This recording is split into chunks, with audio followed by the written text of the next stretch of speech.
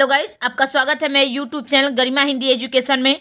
हम Bihar yes TET शिक्षक पात्रता परीक्षा में पूछे गए प्रश्नों को हल कर रहे हैं। इससे पहले भी हमने कुछ क्वेश्चन हल किए थे और आज भी हम उन्हीं क्वेश्चनों में से कुछ बचे हुए क्वेश्चन को हल करेंगे। आज का जो पहला क्वेश्चन है वो है अलंकार का शाब्दिक अर्थ क्या होता है? वर्ण, वस्त्र, आभूषण या विशिष्ट। तो देखिए, अलंकार शब्द से क्या प्रदर्शित होता है? तो अलंकार का अर्थ होता है आभूषण। जो किसी पंक्ति को अलंकृत करे उसे क्या कहते हैं? अलंकार कहते हैं। ये परिभाषा किसने दिया था? तो आचार्य वामन ने दिया था। अलंकृति अलंकारः, अर्थात जो अलंकृत करे वही अलंकार है। अगला क्वेश्चन है, खोले जू किवार तुम कोही एती बाट, हरि नाम है हमारी बसी कानन पहाड़ में। अलंकार पहचानिए। विप्सा अलंकार, अनुप्रास अलंकार, श्लेष अलंकार या वक्रोक्ति अलंकार। तो देखिए, खोले जू किवार तुम कोही ऐसी बाट हरि नाम है हमारी बसी कानन पहाड़ में। इसमें अलंकार कौन सा है? तो इसमें अलंकार है वक्रोक्ति। कौन सा अलंकार है? वक्रोक्ति। Option number 4 is right answer. वक्रोक्ति अलंकार का परिभाषा क्या होता है? तो देखिए, जहां पर वक्ता के कथन का श्रोता द्वारा वक्ता के अभिप्रेत आशय से श्लेष अथवा काकु उक्ति से भिन्न अर्थ लगाया जाए, वहां क्या होता है? वक्रोक्ति अलंकार होता है। Option number 4 is right answer. अगला क्वेश्चन है, रघुपति राघव राजा राम में कौन सा अलंकार है? ये तो सभी लोगों को पता होगा कि रघुपति राघव राजा राम में कौन सा अलंकार है, क्योंकि जहां वर्णों की आवृत्ति एक से अधिक बार होती है वहां कौन सा अलंकार होता है? अनुप्रास अलंकार होता है। Option number 2 is right answer. अनुप्रास अलंकार कितने प्रकार का होता है? तो 5 प्रकार का होता है। छेका अनुप्रास, वृत्ता अनुप्रास, श्रुत्या अनुप्रास, अनंत्या अनुप्रास और लाटा अनुप्रास। ये पांचों जो है अनुप्रास अलंकार के प्रकार हैं। अगला क्वेश्चन है, काली घटा का घमंड घटा में कौन सा अलंकार है? दृष्टांत, अनुप्रास, श्लेष या फिर यमक। तो देखिए, काली घटा का घमंड घटा, इसमें कौन सा अलंकार है? तो यहां पर यमक अलंकार है। क्या है? यमक अलंकार। देखिए, एक घटा का जो अर्थ है वो है बादल और एक घटा का जो अर्थ है वो है कम होना। काली घटा का घमंड घटा मतलब काली बादल का घमंड क्या है? घमंड घटा मतलब कम हो गया। तो यह कौन सा अलंकार होगा? यमक अलंकार। यमक अलंकार का क्या परिभाषा होता है? जहां पर शब्द की अनेक बार या एक से अधिक बार आए और क्या हो? अर्थों की आवृत्ति हो, वह क्या होता है? यमक अलंकार होता है। अगला क्वेश्चन है, एक म्यान में 2 तलवारें कभी नहीं रह सकती में अलंकार है। हमें बताना है कि एक म्यान में 2 तलवारें कभी नहीं रह सकती। इसमें कौन सा अलंकार है? दृष्टांत, अनुप्रास, श्लेष या उत्प्रेक्षा। तो यहाँ पे अलंकार कौन सा होगा? दृष्टांत। दृष्टांत अलंकार किसे कहते हैं? जहां दोनों सामान्य या दोनों विशेष वाक्य में बिंब प्रतिबिंब भाव होता है वहीं पे दृष्टांत अलंकार होता है। Option number 1 is right answer. अगला क्वेश्चन है, उदित उदयगिरि मंच पर रघुवर बाल पतंग, बिकसे संत सरोज सब हर्षे लोचन भृंग में कौन सा अलंकार है? रूपक, अनुप्रास, श्लेष या फिर उत्प्रेक्षा। तो देखिए, उदित उदयगिरि मंच पर रघुवर बाल पतंग, ये जो है ये रूपक अलंकार का बहुत पॉपुलर क्या है? उदाहरण है। ये हमारा एग्जाम में बहुत बार पूछा गया है। तो राइट आंसर क्या होगा? Option number 1। किसका उदाहरण है? रूपक अलंकार का। रूपक अलंकार का क्या होता है परिभाषा? तो रूपक अलंकार का परिभाषा होता है, जब प्रस्तुत या जब उपमेय पर अप्रस्तुत या उपमान का आरोप होता है तो वहां कौन सा अलंकार होता है? रूपक अलंकार होता है। अगला क्वेश्चन है, रेशमी कलम से भाग्य लेस लिखने वालों में कौन सा अलंकार है? रूपक, अनुप्रास, श्लेष या उत्प्रेक्षा। तो रेशमी कलम से भाग्य लेस लिखने वालों में रूपक अलंकार है। Option number 1 is right answer. अगला क्वेश्चन है, निम्नलिखित में से कौन सा रूपक अलंकार है? विमल वाणी ने वीणा ली, काली घटा का घमंड घटा, माया दीपक नर पतंग, सीता का मुख मानो चंद्रमा है। तो देखिए, माया दीपक नर पतंग यहाँ पे क्या है? रूपक अलंकार है। हमने अभी बताया कि काली घटा का घमंड घटा, इसमें कौन सा अलंकार है? तो यमक अलंकार है।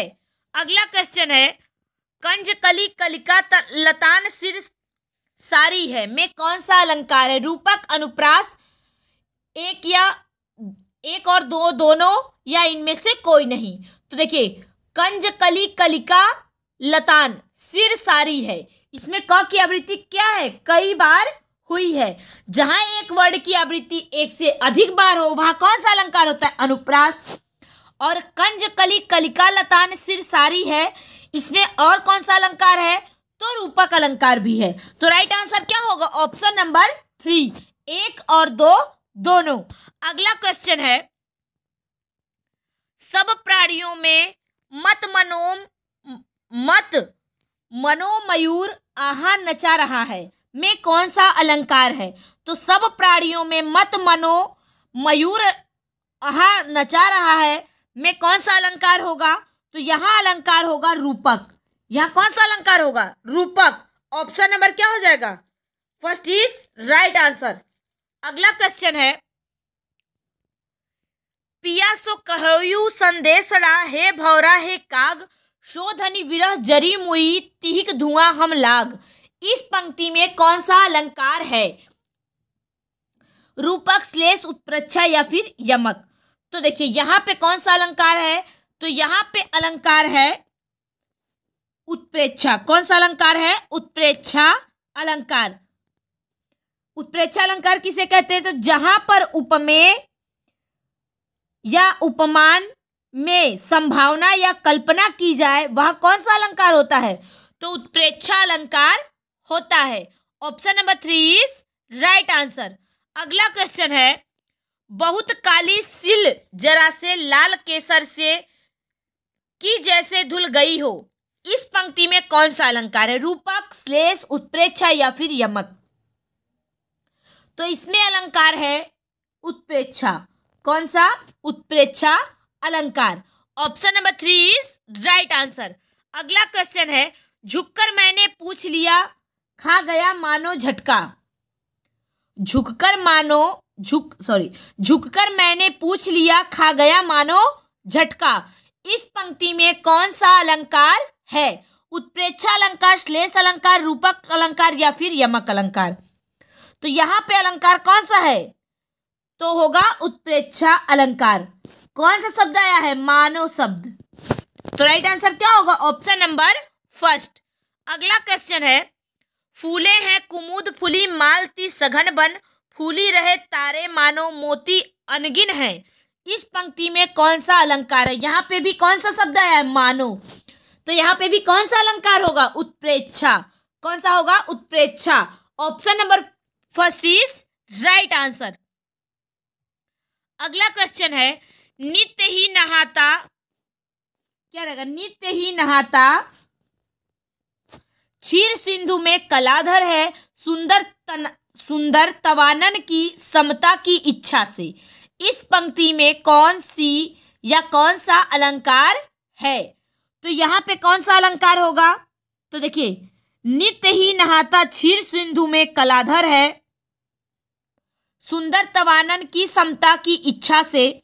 इस पंक्ति में अलंकार जो है वो है उत्प्रेक्षा। कौन सा अलंकार है? उत्प्रेक्षा अलंकार।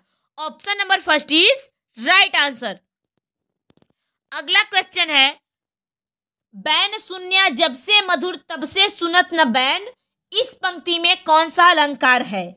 तो देखिए, बैन शून्य जब से मधुर तब से सुनत न बैन। उक्त पंक्ति में जो अलंकार है वो है विरोधाभास। कौन सा अलंकार है? विरोधाभास। Option number 2 is right answer. कौन सा अलंकार है? तो विरोधाभास अलंकार है। विरोधाभास अलंकार किसे कहते हैं? तो जहां पर किसी पदार्थ, गुण या क्रिया में विरोध दिखलाई पड़े, परंतु वास्तव में विरोध हो ना, बस दिखलाई पड़े, वहां पे क्या होता है, विरोधाभास अलंकार होता है। Option number 2 is right answer. अगला क्वेश्चन है, तंत्री नाद कवि तरस सरस राग रतिरंग अन बूढ़े बूढ़े तिजे जे बूढ़े सब अंग। इस पंक्ति में कौन सा अलंकार है? तो यहाँ पे भी कौन सा अलंकार होगा? विरोधाभास अलंकार होगा। अगला क्वेश्चन है, पत्थर कुछ और मुलायम हो गया। इस पंक्ति में कौन सा अलंकार है? तो पत्थर कुछ और मुलायम हो गया, इस पंक्ति में कौन सा अलंकार होगा? विरोधाभास। यहाँ क्या हो रहा है, वास्तव में विरोध नहीं हुआ, यानी कि पत्थर मुलायम होगा नहीं, बस क्या है, ऐसा दिखलाई पड़ रहा है, ऐसा है नहीं वास्तव में। तो राइट आंसर क्या होगा? Option number 2। जहां विरोधाभास की संभावना हो वहां विरोधाभास अलंकार भी होता है। अगला क्वेश्चन है, विस्मय यह गोदावरी अमृतमय फल देत। इस पंक्ति में कौन सा अलंकार है? श्लेष, विरोधाभास, रूपक या फिर यमक। तो देखिए यहाँ पे अलंकार है विरोधाभास। कौन सा अलंकार है? विरोधाभास। Option number 2 is right answer. अगला क्वेश्चन है, उससे हारी होड़ लगाई। इस पंक्ति में कौन सा अलंकार है? तो देखिए उससे हारी होड़ लगाई, इस पंक्ति में भी अलंकार हो जाएगा आपका विरोधाभास। जितना हमने क्वेश्चन अलंकार से कराया, सारे क्वेश्चन अलंकार के आपके पेपर में हूबहू ऐसे ही पूछे गए थे। यानी कि यह स्टेट में, बिहार के यह स्टेट में जो अलंकार और छंद अलंकार, इन सबों से क्या है, ज्यादा क्वेश्चन बनते हैं। अगला क्वेश्चन है, छिदी धातु का शाब्दिक अर्थ क्या होता है? ढकना, आच्छादित करना, 2 और 3 दोनों या इनमें से कोई नहीं। तो देखिए छिदी शब्द जो होता है, छिदी धातु जो होता है, उसका शाब्दिक अर्थ होता है ढकना और आच्छादित करना। तो राइट आंसर क्या होगा? Option number 3। 2 और 3, 1 और 2 दोनों, क्या होगा? 1 और 2 दोनों, 2 और 3 नहीं, 1 और 2 दोनों। Option number 3 is right answer. अगला क्वेश्चन है, जिन वर्णों के उच्चारण में अल्प समय लगे उसे क्या कहते हैं? ह्रस्व, दीर्घ, प्लुत या इनमें से कोई नहीं। तो जिन वर्णों के उच्चारण में अल्प समय लगे उसे ह्रस्व कहते हैं। क्या कहते हैं? ह्रस्व। और दीर्घ उसे कहते हैं जिन वर्णों के उच्चारण में अधिक समय लगता है उसे कहते हैं दीर्घ। और देखिए प्लुत किसे कहेंगे? तो जिस स्वर के उच्चारण में 3 गुना समय लगे उसे प्लुत स्वर कहते हैं। जैसे ओम, इसको बोलने में या उच्चारण करने में कितना, एक स्वर के बजाय 3 स्वर बोलने इतना समय लगता है। तो कौन सा हो जाएगा? प्लुत। अगला क्वेश्चन है, छंदों को पढ़ते समय विराम स्थल को क्या कहा जाता है? यति, गति, तुक या लंच। तो देखिए छंदों को पढ़ते समय विराम स्थल को क्या कहा जाता है? तो कहा जाता है यति। क्या कहा जाता है? यति।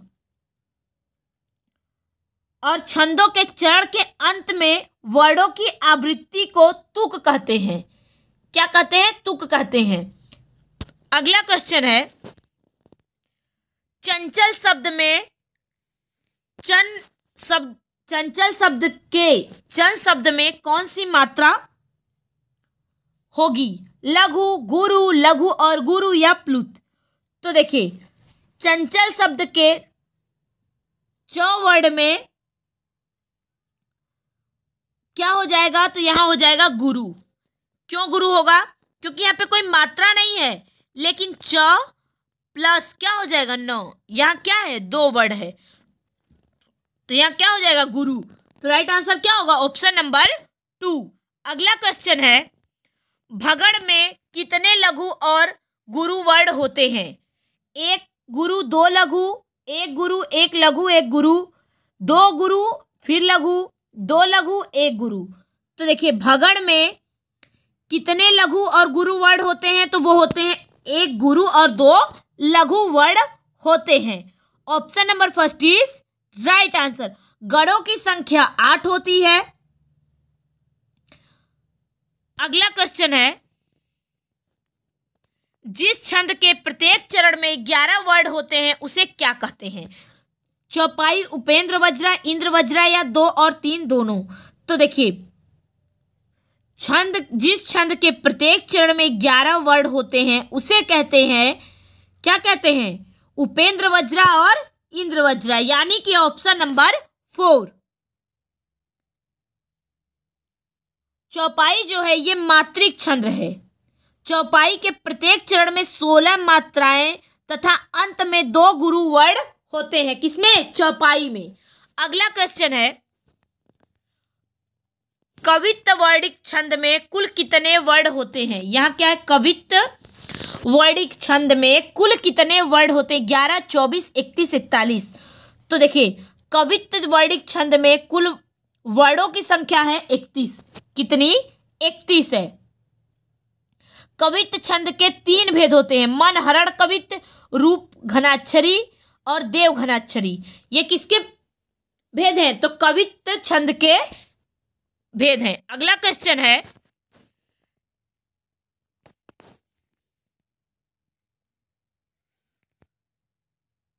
न जिसमें कुछ पौरुष हो यहाँ सफलता वह पा सकता नहीं।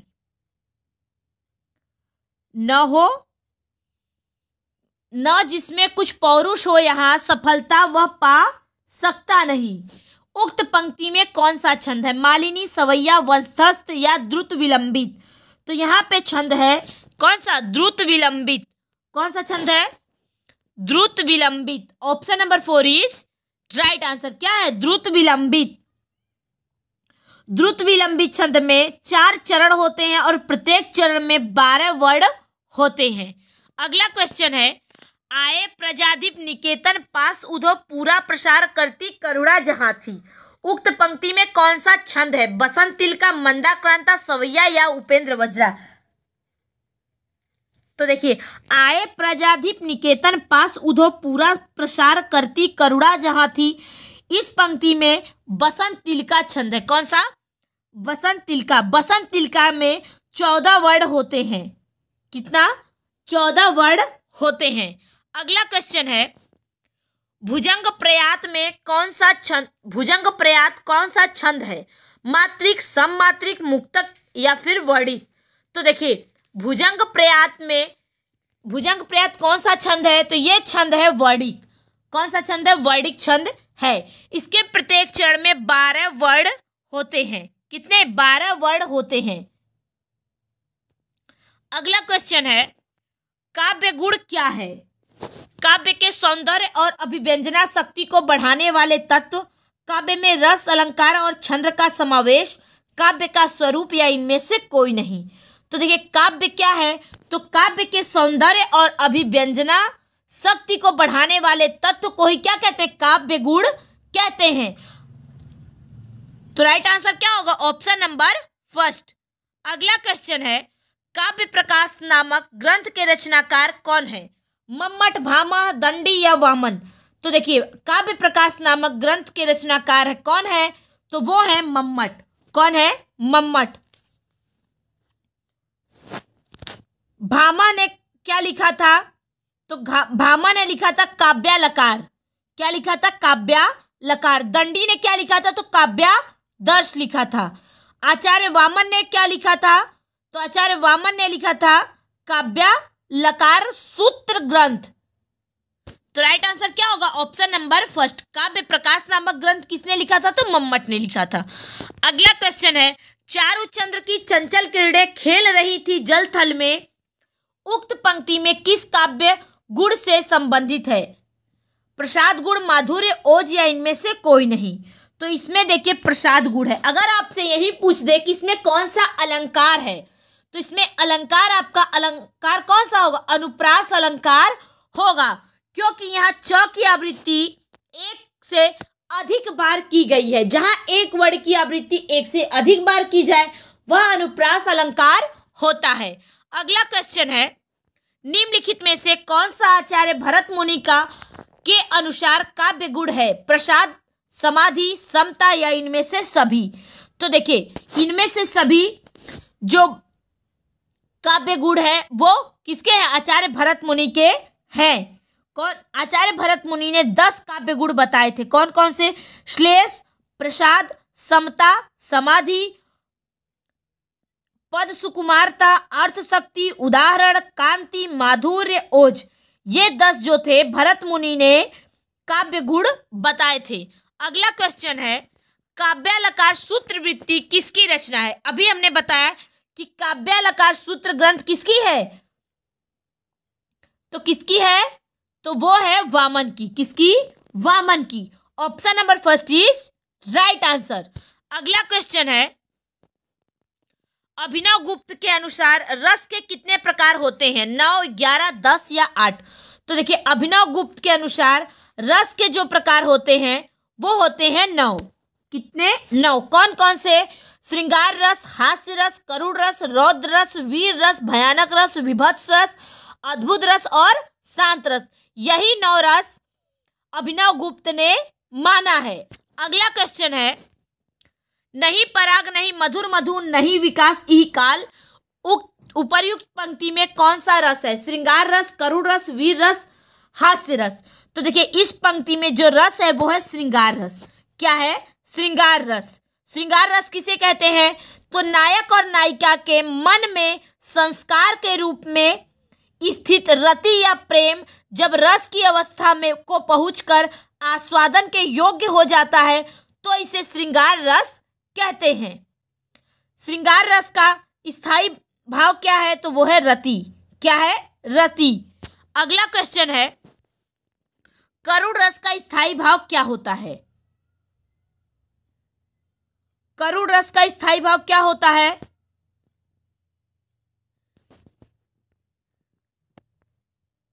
तो करुण रस का स्थायी भाव, यहां ऑप्शन गलत है। करुण रस का स्थायी भाव क्या होता है?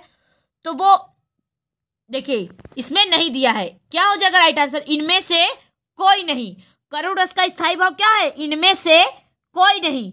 करुण रस का स्थायी भाव जो होता है वो क्या होता है? वो होता है शोक। क्या होता है? शोक। श्रृंगार का क्या बताया? रति। करुण का क्या होता है? श्रृंगार का क्या होता है? रति। करुण का क्या होता है? शोक। वीर का क्या होता है? तो वीर रस का जो होता है वो होता है उत्साह। क्या होता है? उत्साह। तो राइट आंसर क्या होगा? ऑप्शन नंबर 4, इनमें से कोई नहीं। अगला क्वेश्चन है, वीरों का कैसा हो बसंत उपर्युक्त पंक्ति में किस रस का प्रधानता है? श्रृंगार रस, करुण रस, वीर रस या रौद्र रस? तो इसमें देखिए, वीर रस की प्रधानता है। किसमें? किसकी? वीर रस की प्रधानता है। जिसकी लेखक कौन है? तो सुभद्रा कुमारी चौहान द्वारा रचित क्या है?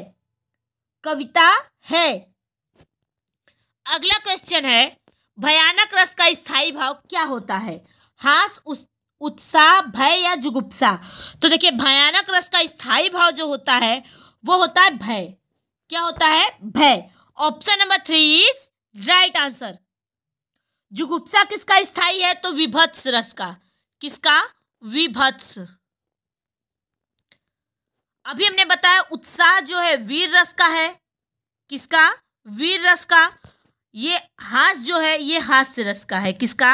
हास्य रस का है। राइट आंसर क्या होगा? Option number 3। ये रहा हमारा आज का क्वेश्चन। मुझे उम्मीद है सभी लोग समझ में आया होगा। सभी लोग ध्यान से देखें। Thank you so much.